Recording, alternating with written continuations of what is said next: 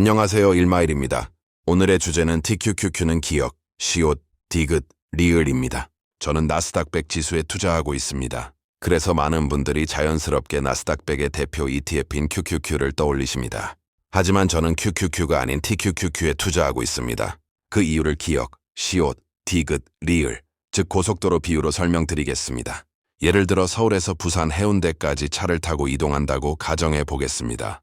이때 선택지는 두 가지입니다. 일반 무료 도로를 이용하는 방법과 고속도로를 이용하는 방법입니다. 먼저 일반 도로를 이용하는 경우입니다. 일반 도로의 장점은 통행료가 없어 비용이 절감되고 도시와 풍경을 직접 체험할 수 있어 여행 드라이브 감성을 느낄 수 있다는 점입니다. 하지만 분명한 단점도 존재합니다. 소요 시간이 매우 길고 신호와 교차로가 많아 운전 피로도가 큽니다. 또 정체가 작고 잦은 가감속으로 연비도 불리합니다. 그래서 대부분의 사람들은 고속도로를 선택합니다. 고속도로를 이용하면 훨씬 빠르게 목적지에 도달할 수 있고 신호가 없어 운전 피로도가 적습니다. 정속 주행이 가능해 연비도 상대적으로 우수하며 식사, 휴식, 충전이 편리한 휴게소 인프라도 잘 갖춰져 있습니다. 물론 단점도 있습니다. 통행료가 발생하고 명절이나 사고가 나면 대안이 제한적이며 풍경과 경험이 다소 단조롭고 장시간 직선 주행으로 졸음 운전 위험에도 노출됩니다. 그럼에도 불구하고 대부분의 사람들은 고속도로를 이용합니다. 저는 이렇게 생각합니다. QQQ는 일반 도로, TQQQ는 고속도로입니다. 일반 도로와 고속도로 모두 서울에서 부산 해운대까지 갈 수 있듯이 QQQ, TQQQ 모두 추종 대상은 동일한 나스닥 100 지수입니다. 즉 어디에 투자하느냐의 문제가 아니라 어떤 방식으로 같은 목적지에 가느냐의 차이입니다. 먼저 QQQ입니다. QQQ의 장점은 구조가 단순하고 이해하기 쉽고 변동성이 상대적으로 낮아 심리적 부담이 적다는 점입니다. 장기 투자에 안정적인 ETF입니다. 하지만 한계도 분명합니다. 같은 방향으로 가지만 속도가 느리고 상승장에서는 기회비용이 커지며 복리 효과가 쌓이는 속도도 상대적으로 더딥니다. QQQ를 한마디로 정리하면 안전하지만 느리다입니다. 즉 시간이 충분하고 빨리 목표에 도달할 필요가 없는 분들께 적합합니다. 그렇다면 나스닥 3배 TQQQ는 어떨까요?